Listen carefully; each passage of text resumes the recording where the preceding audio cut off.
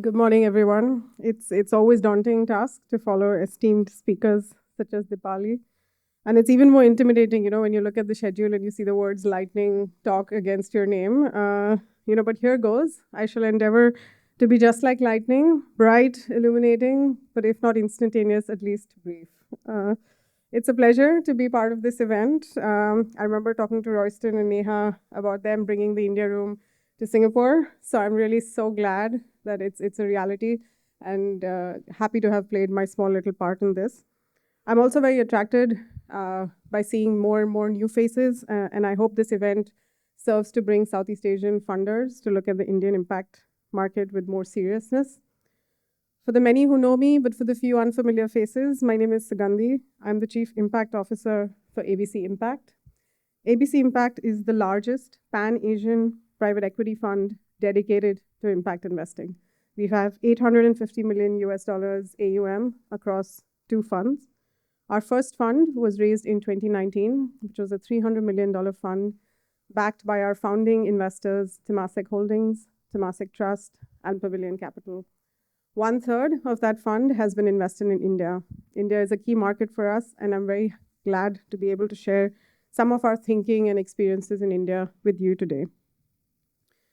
We have a dual mandate to pursue risk-adjusted, compelling financial returns, but also measurable and positive outcomes. Similar to our traditional PE counterparts, we impose the same financial discipline, but we have an additional impact lens.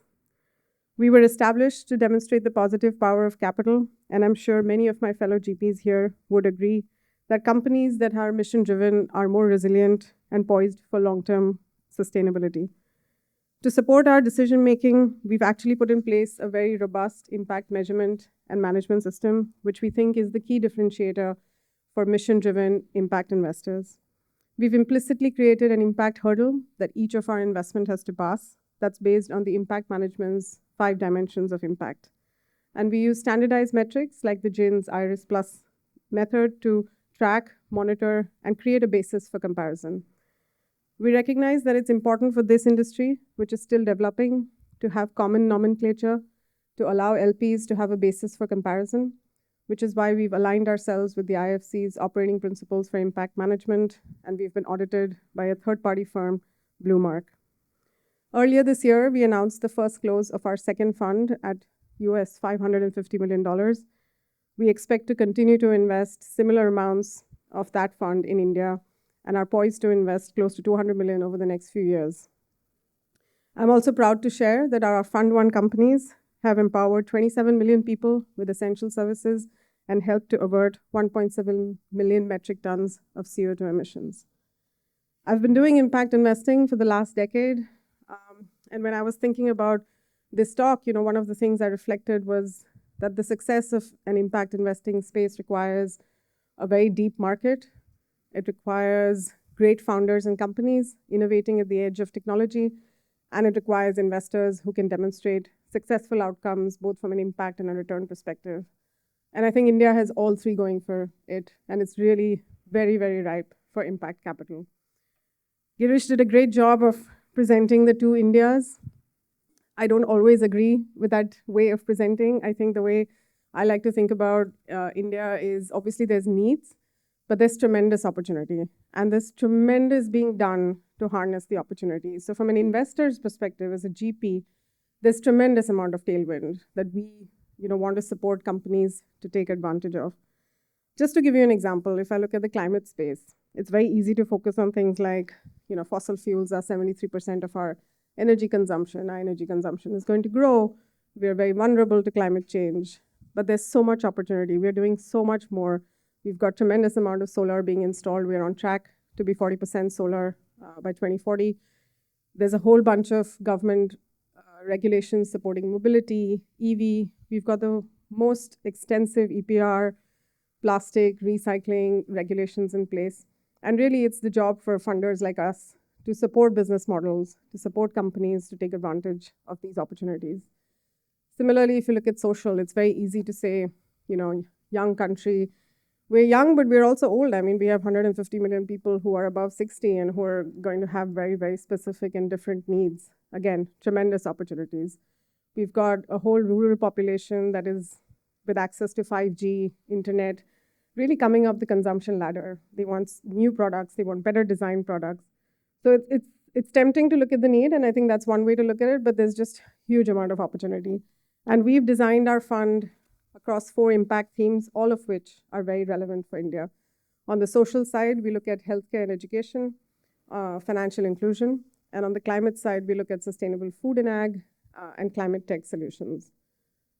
The other factor that I'd like to spend a bit of time talking to you about is just much has been said about the startup landscape, but I think one of the things that's very exciting about India is the quality of the founders.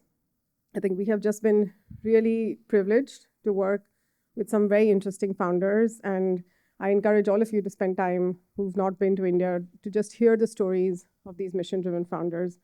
I'm going to take this opportunity to maybe share a little bit about 2 of our portfolio companies, some of whom also have investors who are here in the room. Cropin is an ag tech company set up in 2012 by 2 founders who wanted to leverage technology to get smallholder farmers information at the right time in the cropping cycle. Simple things like weather patterns, what's the right time to sow, what's the right time to reap. And this was started in 2012. Just cast your mind back, very few mobile phones, very little, no geo, but really the mission, the recognition that technology can really help solve these problems. Today, Cropin takes a very farmer-centric approach, empowers them with real-time data for better decision-making, resulting in increased crop yields, income, and livelihoods. Since the year of our investment, they have provided 8 million farmers globally with customized farming intelligence, out of which 5 million are smallholder farmers. In India alone, they have helped 3 million farmers since 2020, and they have digitized about 7.8 million acres of land across India from a cropping perspective.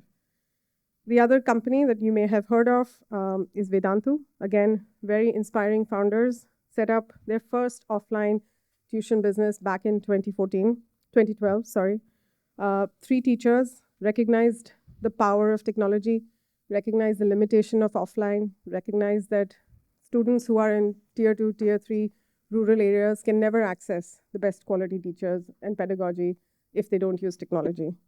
Today, I'm happy to report that more than 50% of the long-term paid users of Vedantu are outside tier 1 cities.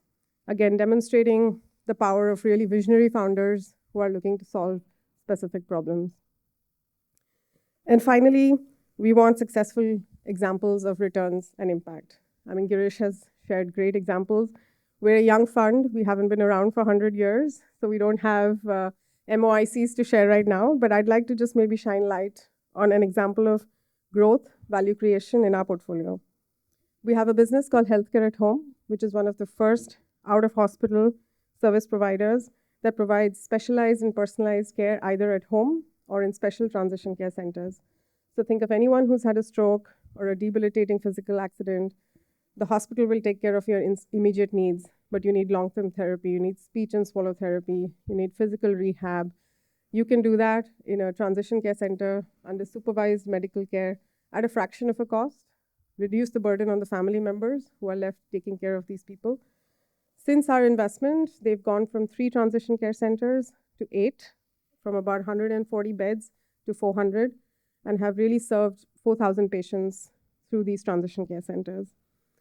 It's not just about being in the business model themselves. They've also worked to help develop the industry.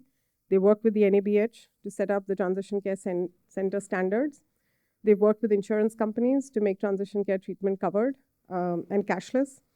So again, an example of tremendous growth, market creation with great impact. We've also, being a Pan-Asian fund, we're also very privileged that we've been able to learn from our Indian investments and export that knowledge to Southeast Asia and other parts of the world. And we've also been able to bring our other investors into India. So just to give you an example, we have a business called Polymateria in our fund, which is a revolutionary technology that works with existing plastic and allows it to biotransform in ambient environment without creating any microplastics.